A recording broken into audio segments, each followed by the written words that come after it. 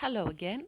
My name is Eleni, and as most of you know, I'm a teacher of English and Spanish here in Greece. It's Easter break here, even though we're in quarantine time, so I wouldn't say that everything is back to normal. Things are getting better. We're hopeful, but I thought that maybe during these days of quarantine, I might give you some ideas about projects with your students. Most teachers complain that students are disinterested or that they don't devote a lot of time to improve their writing skills, or they might be a little bit sloppy when it comes to writing an essay. What I realized recently is that students can do wonders if you actually engage them in a project that they really like. So one day an epiphany came to me. I had an epiphany. I had been collecting cutouts of newspapers for years because I really liked social issues. I thought that maybe I could use this as prompts in order to get my students to write something, to write their views on the pictures. Now, these pictures showed a lot of different topics. They could have to, they would have to write about what they see in the picture, what's the topic that the photographer tried to depict using this picture, and how that makes them feel. So I asked them to focus on these three questions. The topics that I picked were various. They could be environmental topics, um, technology, human relationships. There are a lot of topics that you can find across the internet, but I tried to make my pictures, to use intriguing pictures, so that they would definitely have something to say. So I will be showing you a couple that I also found online. Okay, let me show you my screen. So, for example, this picture here shows the addiction of young people to Facebook, whereas the parents are trying to to come up with innovative ways to take them to school. Another picture might be the addiction we have on social media since we are very young. Another one here, as you can see, has to do with environment and pollution and endangering animals. The addiction to social media, or even lack of solidarity. There are a lot that you can find, and of course, you can use various sources. I used some cutouts, as I initially said. I scanned them, so what you saw were pictures that I have scanned.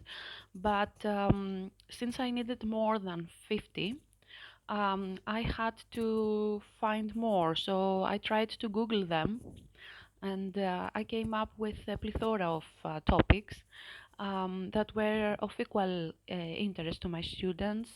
So they had to do with poverty, with child labor. Um, these are only a couple that I can remember.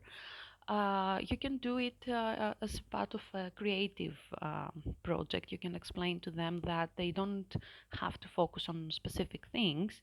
They can write whatever comes to mind, and they will astonish you, I'm sure. Some of my students did it as a story, so they tried to narrate a small story, let's say. The other ones took it literally, and they actually described the problem that the photographer tried to depict.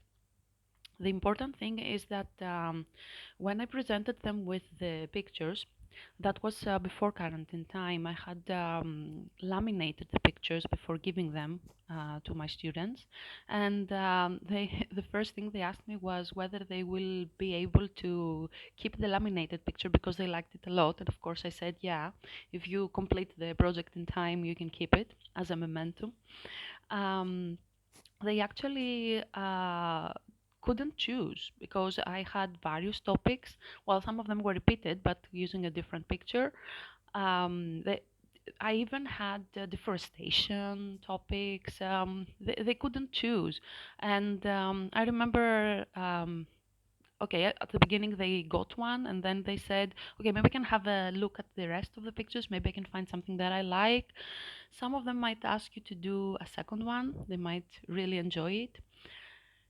I think that students are uh, more willing to write about what appeals to them. So, if we want to help them improve on their writing skills, maybe we should start this way.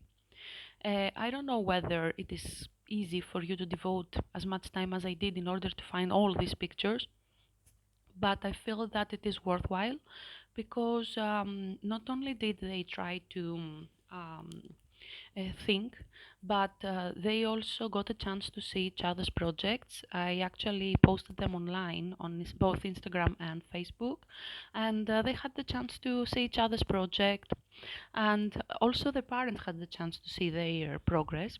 And of course, I noticed a few differences. Remember at the beginning, I was telling you that teachers tend to judge students and they say that they might be sloppy.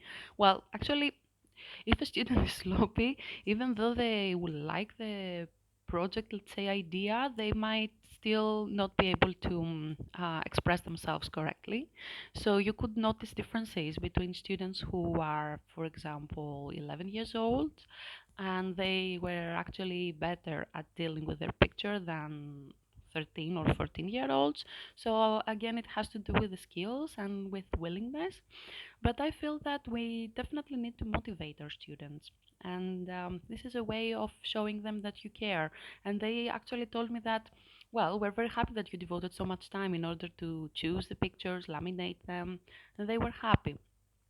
In the following days, I'm going to organize more projects, and these are totally different to the one that I have already posted, but hopefully you will like them. I'll make a new video for you. Feel free to use my ideas, I don't have a problem, but you have to do a lot of searching. I hope you enjoyed my video. Till next time, take care.